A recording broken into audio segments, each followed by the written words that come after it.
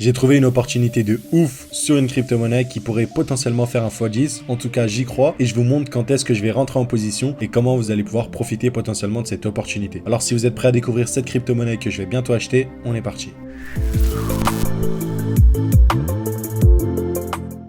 Comme d'habitude, on commence avec un graphique vierge et le but c'est de le construire ensemble. Donc déjà, premier truc qui me saute aux yeux, c'est les EQL qu'on a créés au niveau de la TH. On va venir tôt ou tard les liquider, la smart money va revenir dans cette zone-là. Donc rien que là, on peut juste s'arrêter et juste, même si on achète là, on a une performance de x10 pratiquement à aller chercher. Littéralement x10. Cependant, ce qu'on peut noter dorénavant aussi, c'est un changement de structure, comme on peut le voir ici. Donc on a cassé le dernier point haut, on peut prendre le cas de celui-là. Boum, vous l'avez vu, on a un change of character, ok.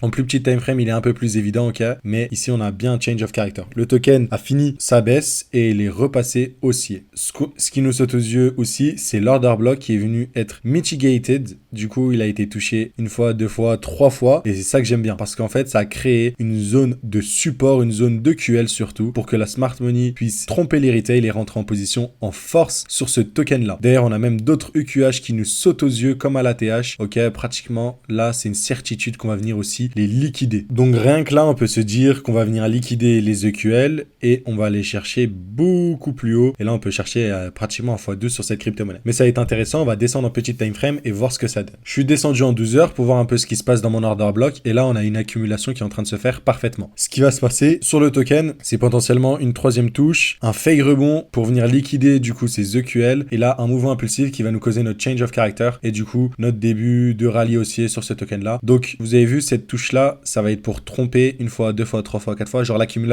est vraiment violente, du coup l'explosion le sera d'autant plus. Pour vous donner un ordre d'idée, on aura du coup un espèce de point haut qu'on va devoir venir casser, ok, pour avoir un changement de la structure, un peu comme on peut le voir ici. On casse le dernier point haut qui vient toucher ce support là. Cependant nous on veut que ça break, ok, donc celui-là on s'en fiche, mais voilà. Et donc on a soit l'opportunité de rentrer dans une FVG qui va être créée ou rentrer directement ici, ok, parce que ça fait partie de tout le bloc ici, de toute cette zone qui a causé le mouvement impulsif haussier, ou sinon on rentre là malgré qu'on sait qu'on va pouvoir retracer dans des zones un peu plus basses. Dans tous les cas, on s'en fiche. Et du coup, ça nous donnerait quoi? Si on prend au niveau des performances sur du court terme, ok, en spot, on peut prendre tout simplement de la sorte. Si on rentre avec le break of structure, on a 200% à venir chercher. La dernière fois, c'est les 300% qu'on a là, on a réussi à les chercher en même pas 2 mois. Donc franchement, ça veut dire que chaque mois, sur une performance autant, ok, de 300%, vous faites 150% par mois. C'est vraiment énorme, ok, les gens s'en rendent pas compte, mais avec les crypto-monnaies, on a des grosses opportunités. Et d'ailleurs, c'est ce que j'attends sur le anchor pour mettre une big cartouche dessus et aller chercher celui-là. Et je pense hold mon bag jusqu'à en haut. Mais ce que je compte faire, ok,